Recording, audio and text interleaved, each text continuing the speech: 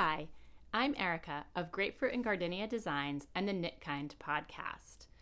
If you haven't already subscribed and you like this video, please consider subscribing. And if you leave a comment, I'll do my best to reply to all comments below. Today I'm wearing my Ranunculus sweater. I did make it cropped. I wear it over dresses a lot.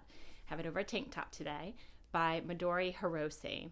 And I believe it's in Juniper Moon Farm DK Findley Dappled yarn, which has beautiful drape to it. As always, you can find out more about my projects in my Ravelry account, which is NittyElf40. I almost forgot my number, NittyElf40. And we also have a Ravelry group for the Knit Kind podcast. Today I thought I'd talk a little bit about independent knitwear designers. I started designing in 2021. As you know, part of a lot of people were home in the pandemic, we're figuring things out, we're learning to knit, we're learning other hobbies, and I picked up design during that. So why did I pick it up? Well, a few reasons. One, I've always been interested in creating things. I've always been a maker. I would look for certain patterns and I'd look for certain styles or things, and sometimes I wouldn't find exactly what I wanted, and I thought, well, maybe I can design something. So I jumped in. I started with hats, and then I moved on to cowls, and I'm designing some garments now. But I thought it would be a nice opportunity to talk about a design that I did about a year ago, and that is called the Aquinnah Cowl. The Aquinnah Cowl is based on a place that's very special to me, which is Aquinnah on the island of Martha's Vineyard. I have a couple of pictures at the start of my pattern. So I'll show you here. This is a picture of sample knit. And down here, what I did is I showed some inspiration pictures. What you can't see here is what Aquinnah is most famous for, the clay cliffs. And that's certainly something that's echoed in the design. But what you can see are the colors. And if you look in my Ravelry projects, you'll see close-ups of these pictures. So design for me, again, I talked a little bit about how it's finding something, maybe a style that's not out there that you want to wear, or in some cases, how does your process work? Does the yarn come first? Does the design come first? Is it the color? Is it something you see inspired in nature? Is it because you want to design? For me, I walked into my local yarn shop last summer, right before I went on vacation, and I found these skeins of yarn, which I'm going to just show you a little detail of the colors right now. It was Malabrigo Mecha, which is technically a bulky yarn, but it is a single ply bulky yarn that is, I believe, about 130 yards to the skein, which I think is 100 grams. So in a way, it's a lighter bulky yarn. You knit it to a bulky gauge, certainly, but it has a different feel from like a chunky yarn. So I saw these skeins and they just immediately spoke to me. I am a coast, water, beach person, not necessarily, lying on the beach in the middle of the summer every day, but being near the ocean just restores my soul. And so what did I do? I bought enough skeins to design with, and when I was on vacation, after the craft fair that I run as a volunteer, I let my creative juices flow. I sat on the porch of a cottage and I just looked out at the things that I love about Martha's Vineyard, and I started thinking of stitch patterns and how I would want the yarn to transform into something that captured the essence of a place that I love, and then would be something that I could wear and think about that all the time. So this is the prototype that I'm going to show you first and tell you a little bit about how my design process worked and how it evolved. So you can see that this is actually quite a small cowl in a way. It's more fitted to the neck. I'm not going to put it on right this second. Maybe I will try to at the end and you can compare, but you can sort of get a sense of the scale of this particular piece and the gauge. And part of that was when I started designing it, I thought I really want this to be able to be made in 2 skeins. So if I'm releasing it as a pattern, someone can buy 2 skeins and make this. And I also do like things fitted myself. what it evolved to, I actually kept every design element except for one. So I'm going to talk about the different design elements. The only one I changed was this garter ridge right here. It was not my favorite. It was okay, but I thought I could do better, and I think I did in the end. So what I started thinking about was Aquinnah and this place where water runs through rocks and there's these cliffs. And anytime you go to Aquinnah, it doesn't matter what the weather is. It's beautiful. It's beautiful in the fog. It's beautiful on a crisp, clear, blue sky summer day. It's beautiful, all seasons of the year. It's just a kind of a magical place. And one thing I want to mention is Aquinnah is native. The tribe is the Wampanoag tribe that has been in Aquinnah forever. There was a period of time it was known as Gay Head, the cliffs being gay and happy colors, I believe. That's it. Again, I know people know different histories, so I believe that is, the head is where the cliff comes out and the lighthouse is. And so it's still known as the Gay Head Lighthouse, but the town is now known as Aquinnah. And a little shout out, I did wear some of my earrings today that were made by a woman named Berta Welch, who has done native jewelry for a long time, as well as her husband. I have a bracelet by him. But her earrings are just remarkable. So I'll give you a little maker bit here. The purple and white is a quahog shell, and that is native to the waters. And it's worked and inlaid, in this case, with, I believe this has lapis lazuli and maybe some fire opal in it. But I have many pairs of her beautiful, beautiful earrings. So if that's something that interests you, please go ahead and check it out. You can find some interviews with her, I think, on Chronicle, which is the local Channel 5 ABC affiliate in Boston. Side note, I like to feature other makers, and I've mentioned that before. So back to knitting. So my Aquinnah cowl prototype, I like to start by looking at trim, which sometimes gets ignored or overlooked, or maybe just taken a little for granted in designs. You see a lot of 1x1, 2x2 ribbing, sometimes 3x2. And lately, I think you've seen a lot of twisted rib, which I also really like. I'm sorry, not twisted rib. Not thinking of the word for it. When you do the twisted stitch, maybe it is twisted rib. But anyway, when you do one of the knit stitch, you can do knitting it through the back loop and sometimes the purl stitches as well. I digress. Back to my choice here. I did a ribbing here where it is really twisted. You have a left twist and a right twist between your purl stitches. And the reason I chose that, and I'm going to show it at a larger gauge as well.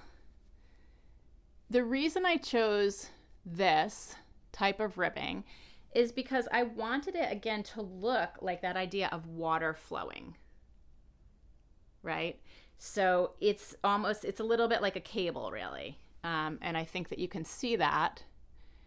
And it just has dynamic movement, which is something I tried to capture throughout the cowl, that dynamic movement of water coming onto shore and sand and through the rocks. And so that was the ribbing that I chose. And if you are subscribed to my channel, you'll see that today I transferred a bunch of tutorials over for this cowl. So people who purchase my pattern get links throughout it. And that is because I've done some workshops.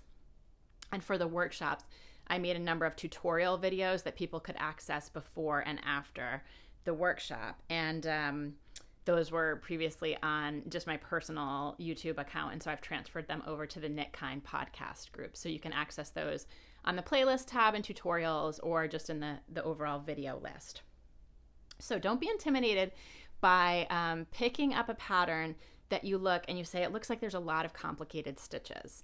Because when it comes down to knitting, I think we've all given each other the pep talk at one time or another. If you can knit and purl, you can do anything. It doesn't mean you're going to love everything. Brioche, double knitting, intarsia, stranded color work, lace. People have their favorites and their things that they just prefer not to do as much.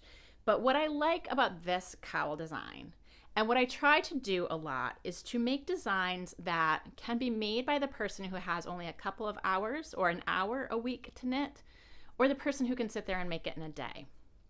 So being a bulky weight yarn that can be made in 2 skeins, this is something that some people can crank out in 2 days, and some people it might take months, but it's not as much time, and you don't need as many rows or stitches in order to cover a greater area, right? So you can try something new, like a new ribbing here, and you're not talking about committing to, days worth of just working on the ribbing. I believe there are only 3 lines of this where you actually do the twisted stitches. So you're talking about a minimal commitment to try a few new things. It's almost really, if you think about it, in the end, this is not all that much bigger than a swatch, right? So this is a project that you can do for gift knitting and do it pretty quickly, or for yourself. And while it does hold your interest, it is not something you have to, once you get in a rhythm of each section, you can get going without looking at the pattern all the time. So moving on to the next section, this here is a 2-color honeycomb stitch. And what you'll see here, I've chosen in this case, the bluish color to be the background. I intentionally used these very low contrast colors. You could make this in high contrast, and if you look at the project page of the Ravelry pattern, you'll see some in high contrast.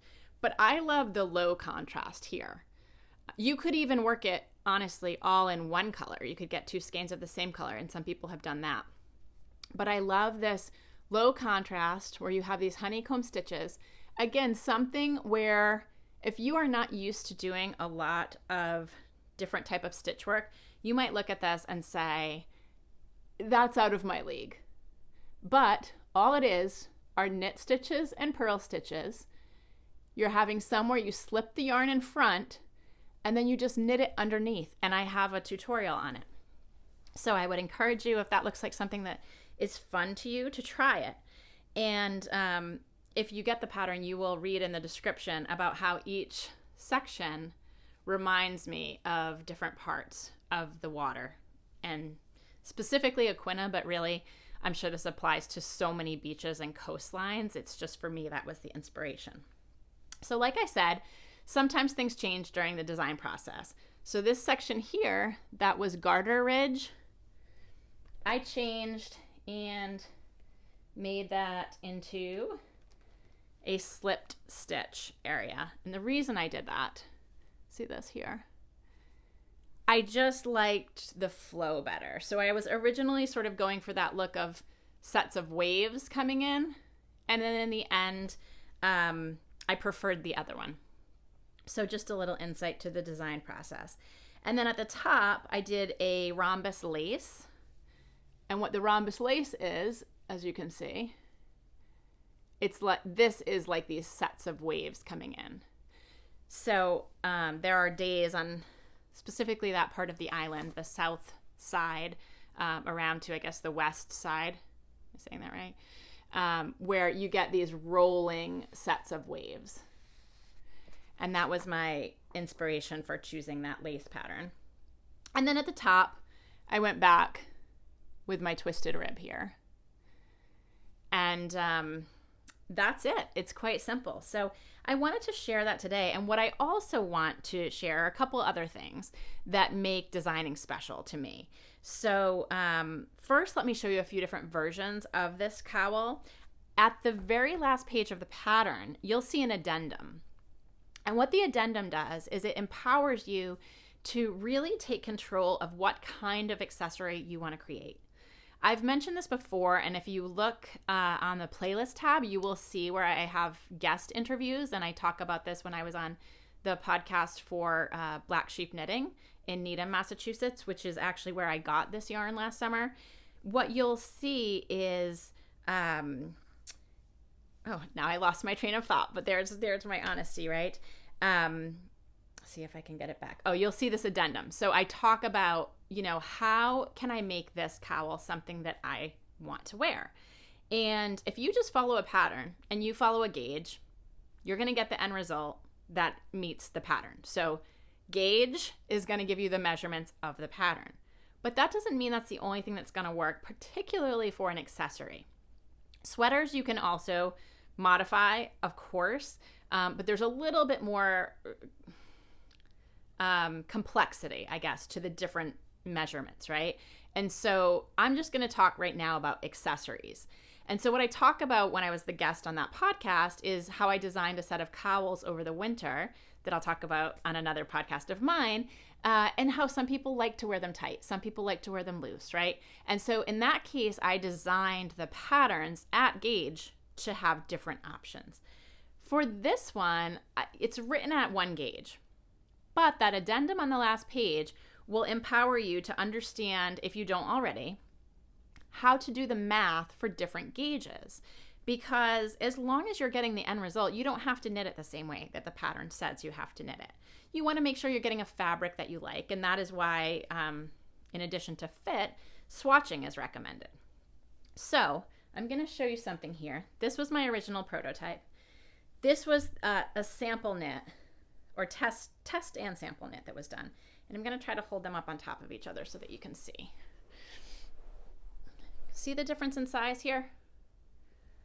Okay.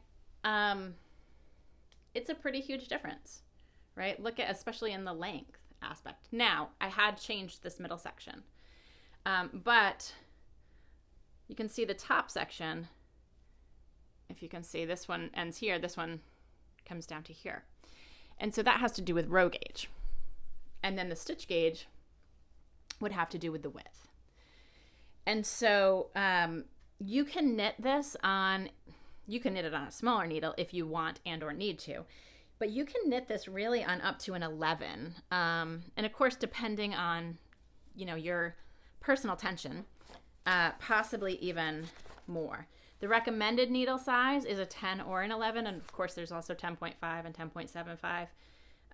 But between a 6 and an 8 millimeter needle is what's recommended. It's going to give you different results. And like I said, I wasn't going to try to put this on, but let me see if I can. Might get stuck in my earrings. So this, the original cowl, was really meant to be more like this type of cowl that you'd wear, which I love. You put it under a little jacket or just over your shirt in the winter, and it's really an accessory that you'd wear probably all day. Some people don't like to wear them all day. I do. My neck gets cold in the winter. This is almost like a mini poncho when you put it on. Am I holding the right one? I have multiple of these. Okay, I'm sorry. I was holding up the wrong one before. They're in the same colors. So this was the sample knit. Same thing though. And what you'll see how much bigger this one is? I can actually pull this over my shoulders. And so that addendum at the end of the pattern will tell you how to adjust, how to do the math. And then the only thing you need to be mindful of course, is your yardage. So you will see that this sample knit, it was not exactly yarn chicken, but there was very little bit left at the end. Whereas in the original prototype, I had more yardage left. Also, you can see a little bit of the variation of color here. These are knit in the same colorway, purchased at different locations at different times. It's kind of neat to see too, the beauty of hand-dyed yarn. So this is, I mentioned my craft fair coming up, so I've made some for the craft fair, and we'll have kits available as well. But I did one more in the original I say dye lot. I don't know that they really have dye lots on Malabrigo Mecha, but all purchased from the same store, basically at the same time. So this one is one that I did. This is the one that I was just holding up. That is bigger because I did this on a US 11, I believe. Whereas this one I had knitted on a US 10. And also what you'll see in the instructions are, some people don't like the really tall. I like, in this particular style, I like that it bunches because I can still see all of the design, and it's part of that look of like a ocean rocks and ocean waves, the way it kind of gets that bunching together. where you can still see the design. So 2 other things to mention about this one. This is another one in Malabrigo Mecha, different colorways here. The Women on Screen collection is one that worked beautifully because, again, you get this low contrast.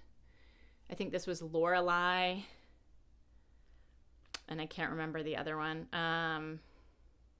Hannah, maybe? If you look, no, Hannah and Teresa was the original one. If you look in my Ravelry project, you'll see I've made a number of them with different colors. And then I have 2 that are not in Malabrigo yarn that I wanted to show you.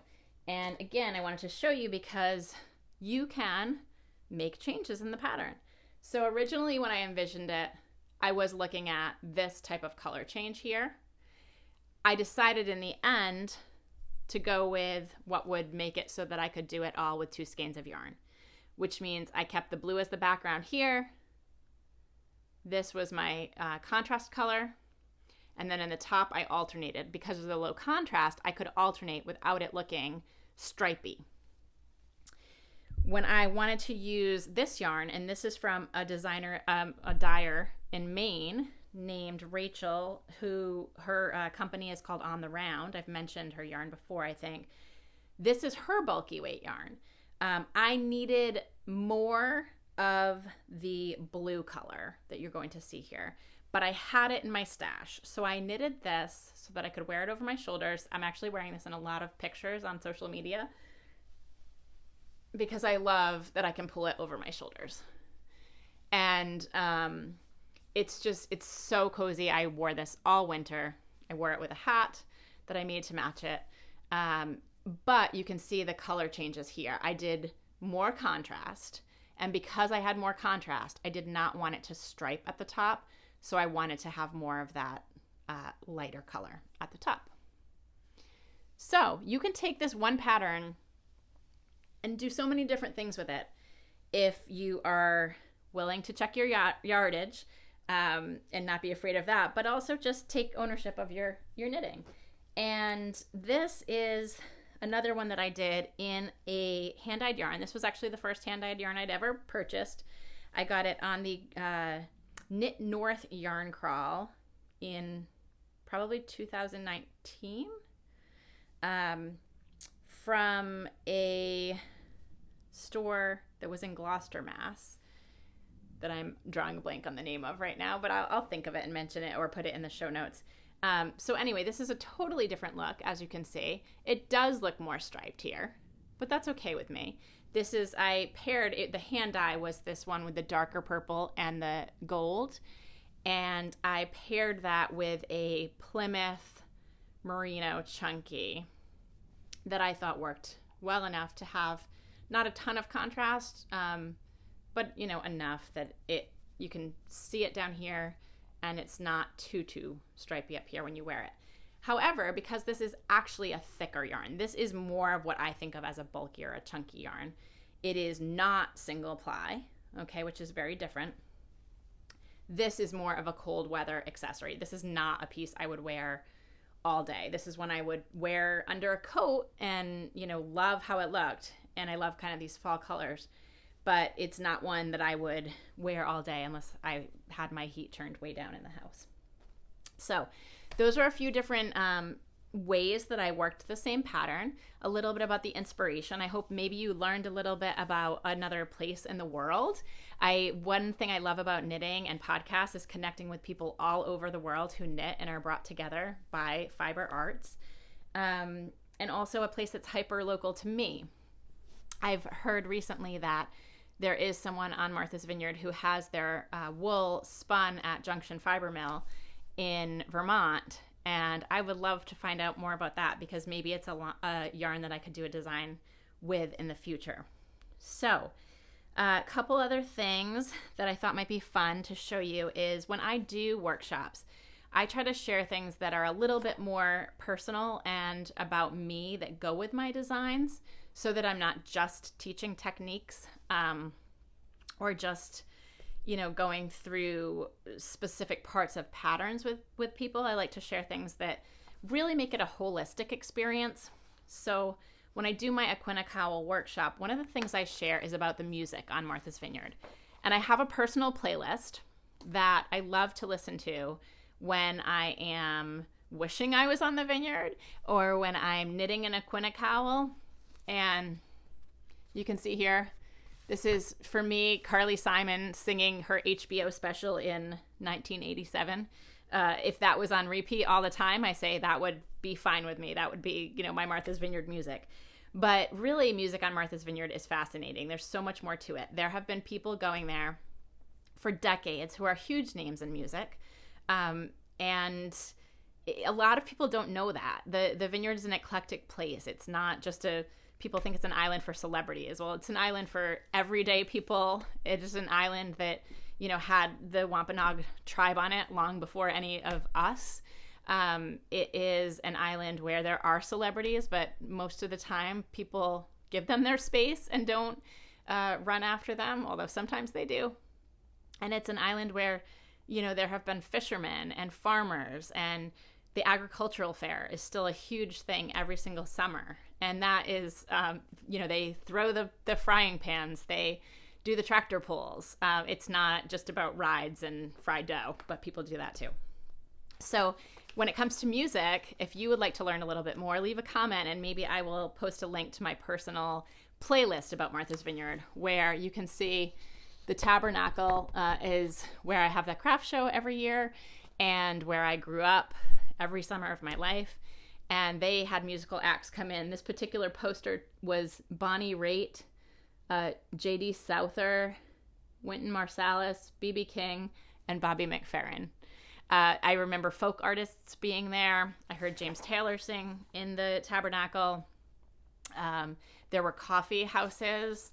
And in fact, one of my favorite stories that there is a link to on the playlist was David Crohan playing piano and talking about history on Martha's Vineyard. And through the fact that the world is a small place, I ended up, when I was in my career in nonprofits, working with his son and didn't realize it for a while until it finally clicked to me that they had the same last name, and I found out it was his son. But there are stories from Kate Taylor and the Vineyard Sound, an a cappella group. So maybe I will put a link to that in the show notes. If you like music and you like a holistic experience when you knit, I think it can be really fun and you can learn a lot about a place and make your knitting even more special. So, and actually there's one more story that I should mention because it brings it all back together. Kate Taylor, who is in the Taylor family, she had, her mother, Trudy, was a knitter. And there's a story out there that she ended up having someone call her because a sweater had come into the local thrift store that someone said they thought might have been made by her mom. And they contacted her and I believe gave her the sweater. And she has been trying to find out ever since her mom has passed away, if anyone knows if her mom actually knitted this sweater. So I might put a link to that article too, because I think it brings it all full circle. That, and tell me if you'd like the recipes. I have my favorite vineyard recipes. My mom's winning stuffed quahogs, my own holiday oyster stew, a cool summer gazpacho, and from a woman named Susie Middleton, who shares an alma mater with me and ended up having a second or third chapter of her life on Martha's Vineyard with a farm, doing farm-to-table food, a amazing red quinoa salad from her. So if those interest you as much as knitting, let me know, and I'm happy to share those as well. Knit kindly, live kindly. Maybe do an act of kindness for someone today that you can do no matter what your means are. Maybe you have some yarn or some needles you're not going to use that you could donate to a senior center or a community center. Maybe you're at a yarn shop and you have an extra $20 or $30 that you could have treat someone to a skein of yarn that they would never buy themselves. Maybe you can just make a cup of coffee for a neighbor and have them come over, or teach someone to knit. Do something today for someone else if you can, and I promise it will make you feel even better as your own person. I always forget to mention until the end a whip or a finished object, but I did put one in the background. This is my love note. by tincanknits. It's on Sleeve Island right now, not because I don't want to finish the sleeves, but because life priorities have been competing. But I am knitting it in a Malabrigo Arroyo, which is a sport-ish weight yarn in the cactus flower color that I coveted for a long, long time, and finally found at a local yarn shop that needed some support at the time. And I bought a sweater quantity last summer, and I am holding it with a Luxe mohair in peaches and cream color that I got from a different local yarn shop that just opened in Weston, Massachusetts. So bringing together all of my local yarn shops today: Black Sheep Knitting in Needham, Massachusetts, the Unruly Stitch in Weston, Massachusetts, and Iron Horse in Sherborn, Massachusetts. And on the Vineyard, there is Vineyard Knitworks. So if you are there, please visit, support your local yarn stores, have a wonderful day, a wonderful week. Happy knitting, and I hope to see you again soon.